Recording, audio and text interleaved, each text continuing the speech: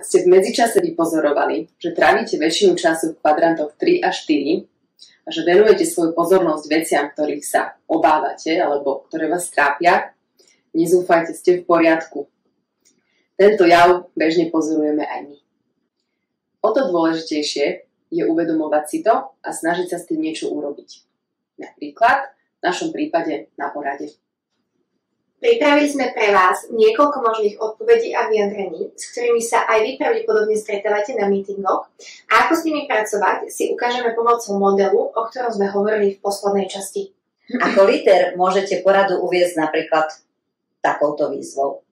Zo všetkých vecí, ktoré máme v agende, ktoré sú pre vás tie najkľúčovejšie, čomu z toho sa potrebujeme dnes povenovať. A čo zvyknú ľudia odpovedať? Potrebujeme zistiť, prečo nám nefunguje tento projekt. Máme konflikt s dodávateľom, lebo nám nedodal tovar. Alebo položte otázku, s akým výsledkom budeme spokojní. No a čo sú také možné odpovede? Keď budem vedieť, prečo to nefunguje, aby som to mohla odstrániť. Potrebujem pochopiť, prečo to ten klient stále robí. A ja budem spokojná, keď klient prestane meškať. Okay. Mojou úlohou ako lídra je dostať premýšľanie a rozhovor z kvadrantov 3 a 4 do kvadrantov 1 a 2, pretože vtedy sme bližšie k riešeniu. A Steve DeShazer, spoluautor prístupu zameraného na riešenie, je známy svojou myšlienkou. Rozprávanie o problémoch problémy konzervuje alebo ich vytvára. A rozprávanie o riešeniach problémy rieši. A takto to vieme spraviť. Ak ste dostali na meetingu takúto odpoveď, tak reakcia v Solution Focus prístupe by mohla znieť napríklad takto. Rozumiem. A čo potrebujeme voči tomu dodávateľovi dosiahnuť?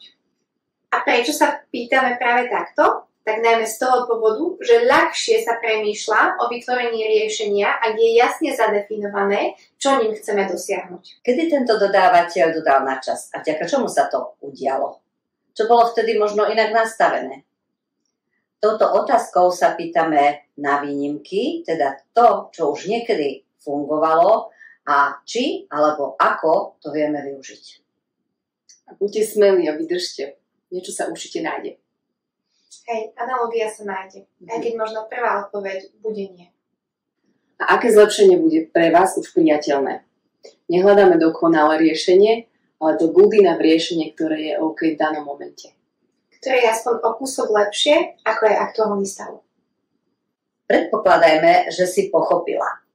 Čo ti to prinesie? Týmto prehlbujeme uvedomenie toho, či toto je naozaj to, čo kolegyňa potrebuje a čo má hodnotu pre riešenie. Je naozaj to poznanie to, čo ju posunie smerom k riešeniu? Aj tu môžeme ušetriť čas, pretože namiesto snahy o porozumenie, chápanie, už rovno tvoríme riešenie. Tieto naše vysvetlenia vychádzajú z SF myslenia, môžeme ich volať aj SF princípy, čiže princípy zamerané na riešenie. Ak vás viac zaujímali, určite si pozrite našu Solution Focus abecedu.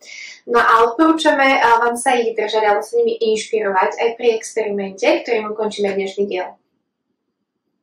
Ak máte chuť a cítite sa pripravení, skúste si zobrať tento model so sebou na poradu, buď v hlave, alebo si ho vytlačíte na papier a skúste spolu s kolegami rozhovor alebo diskusiu na porade presúvať z kvadrantov 3 a 4 do kvadrantov 1 a 2 a sledujte, čo to bude robiť.